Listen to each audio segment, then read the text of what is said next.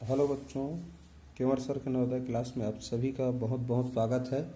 और आज का टॉपिक है ऐकिक नियम।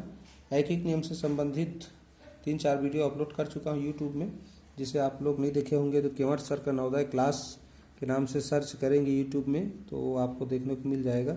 चलिए, इस वीडियो में मैं ऐकिक नियम से ही संबंधित कुछ कठिन प्रश्नों को समझाऊंगा, जिसे आप लोग अच्छी तरह से देखना तो समझ में आएगा। और प्रश्न को, एक गणित का नियम है, कभी भी बड़ा प्रश्न हो तो प्रश्न को अच्छे से पढ़ के उसे समझने का प्रयास करो, क्योंकि प्रश्न गणित में जितने भी प्रश्न बनते हैं वो हमारे दैनिक जीवन से संबंधित होता है, तो उसमें जोड़ने का प्रयास करो तो वो जल्दी समझ में आएगा। ठीक है, चलिए शुरू करते हैं प्रश्न को हल करना। प्रश्न पहले पढ़ते हैं, उसको समझते हैं। 4 किलोग्राम चावल का मूल्य 6 किलोग्राम गेहूं के मूल्य के बराबर है।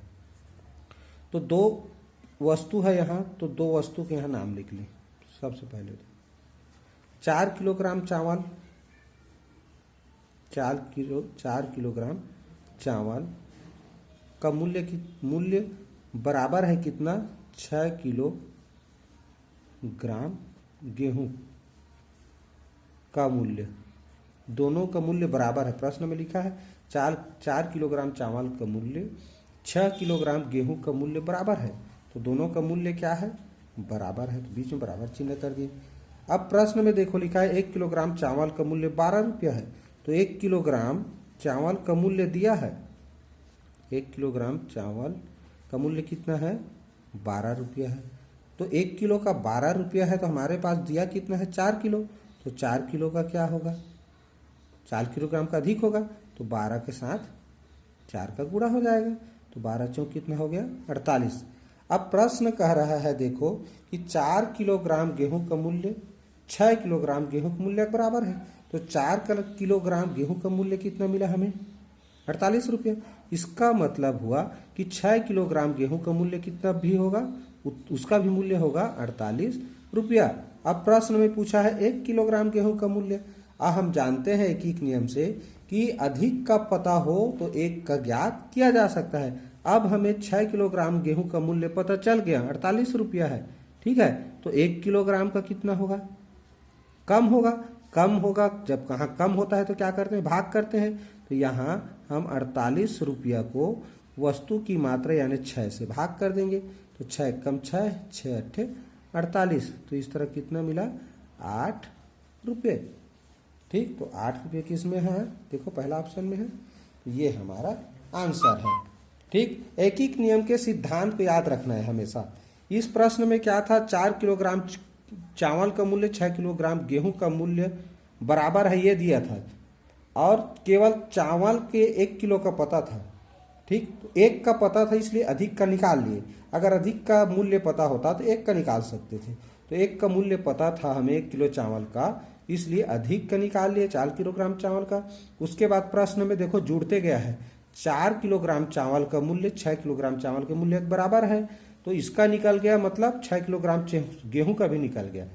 अब 6 किलोग्राम गेहूं का पता हो तो हम 1 किलोग्राम का आसानी से ऐकिक नियम से निकाल सकते हैं। तो इसलिए हमने 1 किलो का निकाला, यानी कम का निकालते हैं तो भाग देते हैं, इसलिए 48 को किससे? 6 से भाग दे दिया, तो इस तरह मिल गया हमें 8 रुपया। तो 1 किलोग्राम गेहूं का मूल्य कितना हो गया?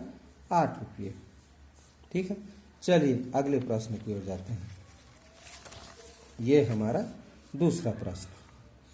दूसरा प्रश्न क्या कहता है? देखो, 2 किलोग्राम चावल का मूल्य और 7 किलोग्राम गेहूं का मूल्य 128 रुपये है। तो दो चीज है, पहले दोनों को लिख लो समान को। चावल है और एक क्या है? गेहूं है। अब लिखा है 2 किलोग्राम चावल और यानी हो गया यहाँ धन मिलाना है 7 किलोग्राम गेहूं। दोनों का क्या है? मूल्य बराबर, जोड़ने पर कितना मिला? 128 रुपया। ठीक, तो 2 किलोग्राम चावल और 7 किलोग्राम गेहूं लेते हैं तो बिल बनता है हमारा 128 रुपये का। यहाँ पर देखो प्रश्न में 2 किलोग्राम चावल, तो चावल 1 किलो का कितना है? 7 किलो का कितना है ये नहीं बताया है, केवल मात्रा बताया है। और दोनों को जब दोनों का हिसाब किया तो मिला 128 रुपये का बना। अब चावल कितने रुपये किलो है, गेहूं कितने रुपये किलो है, यहाँ पर नहीं पता चला। अगला पढ़ते हैं इसी में, यदि 1 किलोग्राम गेहूं का मूल्य 12 रुपया है तो 1 किलोग्राम चावल का मूल्य ज्ञात करो। तो एक नियम क्या कहता है, एक का पता हो तो अधिक का ज्ञात किया जा सकता है। ठीक है, तो पहले किसका पता है, 7 किलोग्राम गेहूं का। अब इसी का 1 किलो का भी पता है ये, तो यहाँ क्या करेंगे, 7 किलोग्राम गेहूं का पहले लिखेंगे 1 किलोग्राम गेहूं का मूल्य कितना है, 12 रुपये। ठीक है, 1 किलोग्राम गेहूं का मूल्य 12 रुपये। तो कितना किलो लिए हैं हम, 7 किलो। तो कितना हो जाएगा, 1 का 12 तो 7 किलो का अधिक होगा। 1 किलोग्राम गेहूं का 12 रुपये है तो 7 किलो का अधिक। तो अधिक कब होता है, जब गुणा करते हैं तब। तो 12 सत्ते कितना हो गया, 84 रुपया। ठीक, अब देखो यहाँ पर दोनों का मिला के कितना है, 128 रुपया है। अब गेहूं का तो पता चल गया 7 किलो का, अब ये 2 किलो चावल का हमें पता नहीं है। अब हमारे पास 3 संख्या है, एक तो 2 एक संख्या है, 84 एक संख्या है और 128 एक संख्या है।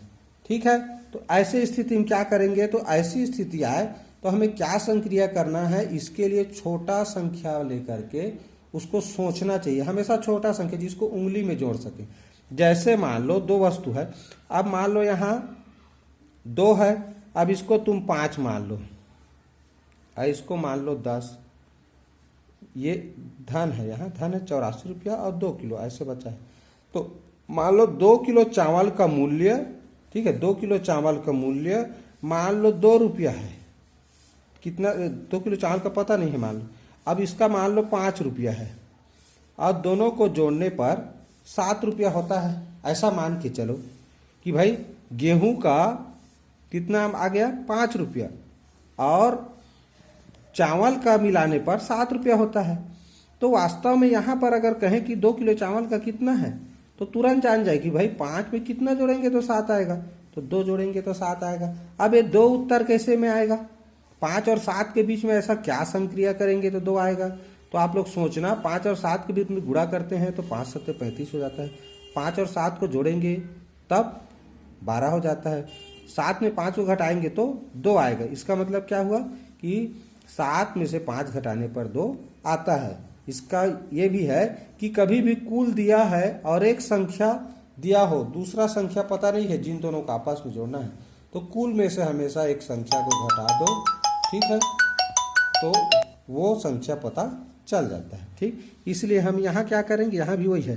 तो 128 कुल है तो 128 में से 84 को घटाएंगे तो देखो कितना मिला, 8 में से 8 गया 4, 12 में से 8 गया 4। अब ये 2 किलो चावल का, 2 किलो चावल का कितना मिला हमें, 44 रुपया। तो 1 किलो चावल का कितना होगा, तो 1 किलो चावल का कम होगा तो 44/1 वस्तु की मात्रा। तो 2 1 कम, 2 दूने 2, दोनों तो ये हो गया 22 रुपये। इस तरह 1 किलो चावल का नहीं, 1 किलो चावल का मूल्य कितना हो गया, 22 रुपये। ठीक, इसका सही आंसर ये ऑप्शन है। ठीक है, चलिए ये रहा दूसरा प्रश्न। इसके बाद आते हैं तीसरा प्रश्न। ये है हमारा तीसरा प्रश्न। यदि 4 कलम का मूल्य 16 पेंसिल के मूल्य के बराबर है तो 96 पेंसिल के मूल्य में कितने कलम लिए जा सकते हैं। ये भी थोड़ा सा, जितने भी प्रश्न लिया हूँ सब एक दूसरे से अलग टाइप का है। ठीक, देखो यहाँ 4 कलम का मूल्य 16 पेंसिल के मूल्य के बराबर है। तुलना किया है 2 वस्तु के मूल्यों में, तो 96 पेंसिल के मूल्य के बदले में कितने कलम खरीदे जा सकते हैं। यहाँ किसी भी एक वस्तु का मूल्य नहीं पता हमें, ना तो एक का पता है ना अधिक का। तो देखो इस तरह के हो तो कैसे करना है, पहले लिख दो 2 वस्तु है तो कलम को कलम लिखो, इधर क्या है, पेंसिल। एकदम सरल प्रश्न है, रहने को देखने से लग रहा है कैसे में उत्तर पता चलेगा, लेकिन बहुत ही सरल है। कलम है, कितना कलम है लिख दो, 4 कलम, कितना 16 पेंसिल। ठीक है, अब और कितना पेंसिल का जानना है उसको नीचे लिखो, तो 96 पेंसिल का ज्ञात करना है। ना तो इसका भाव पता है ना 16 पेंसिल का भाव पता है, ठीक है। बदले में लेना है यहाँ 4 पेंसिल यानी 4 कलम का मूल्य 16 पेंसिल के मूल्य के बराबर है। तो ये दोनों क्या है, बराबर है। ये जितना मिलेगा उतना यहाँ मिलेगा और इसके बदले में ये लेना है। ठीक है। ऐसा प्रश्न हो तो देखो क्या करना है। पहले क्या लिखे, 4 कलम बराबर 16 पेंसिल का मूल्य, 4 पेंसिल कलम का मूल्य बराबर 16 पेंसिल का मूल्य है। अब 16 पेंसिल खरीदना है हमें कलम के बदले में, तो 16 पेंसिल दे करके हमें कलम लेना है।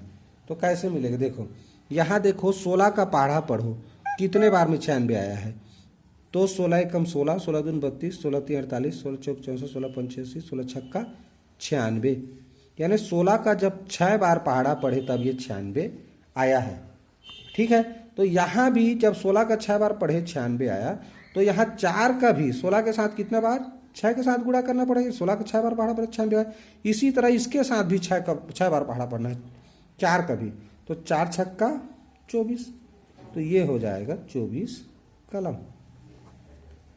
तो क्या उत्तर मिला, अगर हम 96 पेंसिल देंगे तो बदले में हमको 24 कलम मिलेगा।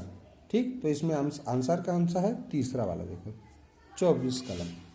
तो इस तरह के प्रश्न में जहां 2 कलम दिए, दोनों 2 वस्तु दिए हैं, उनका मूल्य बराबर है करके दिया है, और कोई पेंसिल हो या कलम हो, उसके बदले में ये वाला दूसरा वाला वस्तु कितना मिलेगा ऐसा दिया है, तो उन समान वस्तु को ऊपर नीचे लिखना।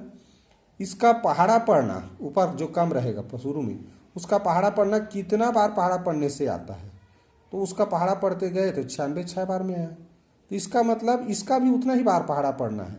तो इसको 6 बार पहाड़ा पढ़े तब 96 आए, तो 4 का भी 6 बार पहाड़ा पढ़ेंगे तो हो जाएगा 4 छक्का 24। तो ये हो जाएगा आंसर।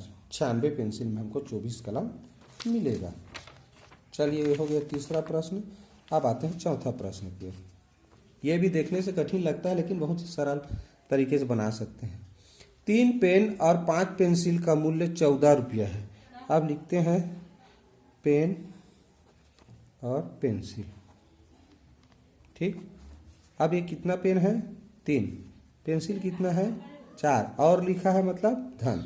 3 पेन और 14 पेंसिल, तो 3 धन 5। ठीक। 3 पेन और 5 पेंसिलों का मूल्य कितना है 14 रुपये। 3 पेन और 5 पेंसिल का मूल्य है 14 रुपये। तो 12 पेन और 20 पेंसिल। ठीक सीधा हम लिखना है, पेन 12 पेन है, पेंसिल कितना है 20 है। तो ये कितना में मिलेगा ये पूछा है।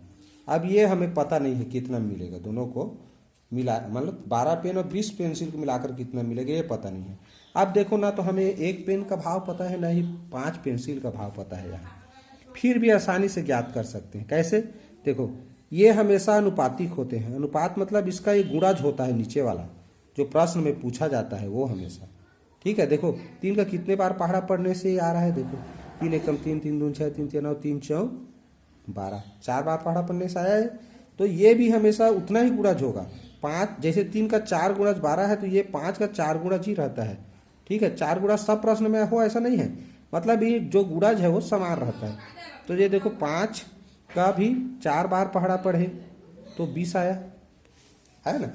तो इनका भी 4 बार पहाड़ा पढ़ने से 12 आया, 5 का भी 4 बार पढ़े पढ़े 20 आ रहा है। तो यहाँ भी इसका मतलब यहाँ पर जो राशि है उसका भी 4 बार पहाड़ा पढ़ेंगे तो उत्तर आ जाएगा। तो 14 का गुणा 4 से करेंगे, 14 दूनी 28, 14 3 पहले 14 चौक 56।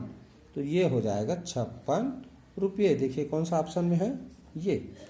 तो इस तरह का प्रश्न दिया हो, ठीक है, दो वस्तु का मूल्य दिया है सीधा 14 रुपये, दोनों को मिलाकर है। किसी 3 पेन और 5 पेंसिल का मूल्य 14 है। अब 12 पेन और 20 पेंसिल का मूल्य बताओ कह रहा है। तो इस तरह करोगे तो उसको ऊपर नीचे लिखना समान वस्तु को। अब उसके बाद यहाँ सोचना है कि 3 का कितना बार गुणा कर रहे हैं, तो 12 आ रहे हैं 4 बार। 5 का कितना बार गुणा कर रहे हैं, तो 20 आ रहा है तो 4 बार। यानी ये दोनों 4 बार गुणा करने से है। इसका मतलब है जो तीसरा राशि इसका भी 4 बार ही गुणा होगा। तो 14 चौक 56 ये हो गया आंसर। चलिए आते हैं 5वां प्रश्न में। एक स्टोर कापियाँ 12 रुपये प्रति के भाग के भाव अथवा 60 रुपये में 6 का पैकेट बेचता है। एक महिला ने 15 कापियां खरीदी, उसे खरीद के लिए क्या दाम देने पड़ेंगे। ये जो प्रश्न है इसको अच्छे से समझना, क्योंकि इस टाइप का प्रश्न कई बार नवोदय विद्यालय के प्रवेश परीक्षा में आ चुका है, इसीलिए कह रहा हूँ। तो देखो ये कैसा है, वास्तव में जैसे देखना हम लोगों को ज़्यादा कॉपी लेना रहता है तो सीधा पैकेट रहता है तो उसको लेते हैं, और कम लेना रहता है तो चिल्लहर ले लेते हैं। तो ये चिल्लहर और पैकेट लेने वाली बात है। एक स्टोर में अगर एक कॉपी के लेते हैं तो एक कॉपी कितना मिलता है, 12 रुपये मिलता है, ठीक है। लेकिन 6 का पैकेट, 6 कॉपी का पैकेट बनाया है वो मिलता है 60 रुपये में। कितना रुपये में, 60 रुपये में। तो एक महिला ने 15 कापी लेना है, एक महिला कितना कापी खरीदा, 15 कापी खरीदा, तो उसे खरीद के लिए क्या दाम देने पड़ेंगे। तो 15 कापी खरीदा, तो 15 कापी खरीदा तो भाई वो चिल्लहर तो नहीं लेगा, 6 का पैकेट वाला लेगा। तो 6 का पैकेट वाला लेगा, तो 6 का पैकेट लेगा तो कितना पैकेट लेगा वो, 6 दूनी 12 पैकेट लेगा। तो कितना बचा, 3।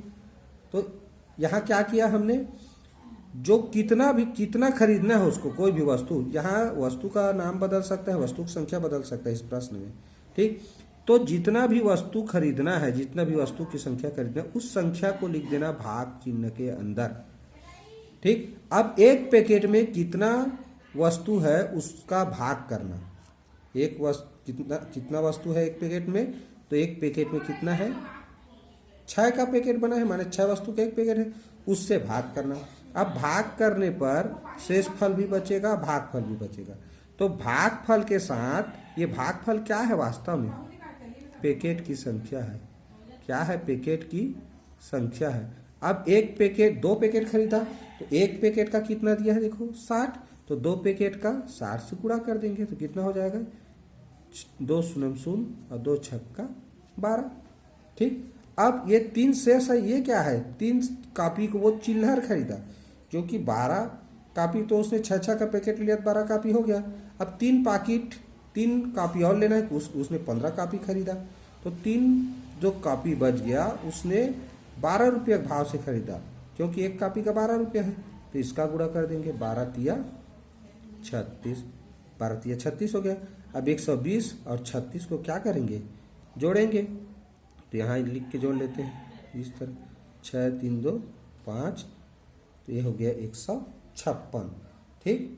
हाँ एक बार और देख लो, ये बहुत इंपॉर्टेंट प्रश्न है, ठीक, फिर से बता रहा हूँ इसको। तो जब भी इस तरह पैकेट दिया हो और चिल्लहर का भाव दिया हो प्रति, ठीक है, एक वस्तु कितना मिलता है, जैसे यहाँ एक कॉपी 12 रुपये में मिलता है, लेकिन 6 कॉपी का जो पैकेट है वो 60 रुपये में मिलता है। अब महिला को 15 कॉपी लेना है तो चिल्लहर क्यों लेगी हो, भाई हम लोग भी सस्ता पड़ेगा करके पैकेट लेते हैं। तो वो 2 पैकेट वाला ली 6 का, और 3 कुल 15 लेना था उसको, तो 3 बच गया, तो 3 को चिल्लहर के भाव से ली, ठीक। तो क्योंकि पैकेट का ही पैकेट के भाव से मिल रहा था, तो इसमें क्या करना है, जितना भी वस्तु खरीदना है वो भाज्य है, मैंने भाग चिन्ह के अंदर लिखना है। पैकेट में कितना वस्तु आता है उसको भाग करना, भाग करने पर जितना भागफल आएगा वो पैकेट की संख्या है। अब एक पैकेट का कितना भाव है उसको यहाँ गुणा कर देना, शेष फल क्या है, चिल्लहर है, तो चिल्लहर का भाव कितना है, 12 रुपया। भागफल में पैकेट का भाव 60 रुपये पैकेट का भाव है, और शेष फल में चिल्लहर का भाव के साथ गुणा करना, गुणनफल जो भी मिलेगा दोनों को जोड़ना, वो हो जाएगा कुल वस्तु का भाव या मूल्य। तो ये हो गया हमारा इसका आंसर, ठीक है। तो इस तरह से हम ऐकिक नियम से संबंधित जो प्रश्न है उसको आसानी से बना सकते हैं, ठीक है। आप लोगों को इसी अभी जो 5 प्रश्न बताया उससे संबंधित प्रश्न बनाकर ग्रुप में भेजूंगा, उसको आप लोग ये वीडियो देखने के पश्चात बनाने का प्रयास करना और उसको बना करके ग्रुप में डालना, ठीक है। और जितने भी बच्चे इस वीडियो को देख रहे हैं, वीडियो अच्छा लगे तो ज़रूर लाइक शेयर और कमेंट करना, और हो सके सब्सक्राइब कर लेना, क्योंकि ताकि आगे मैं वीडियो बनाऊं तो आप लोगों को नोटिफिकेशन के माध्यम से मिलता रहे, ठीक है। तो चलिए इस वीडियो को यहीं पर विराम देते हैं। बहुत बहुत धन्यवाद।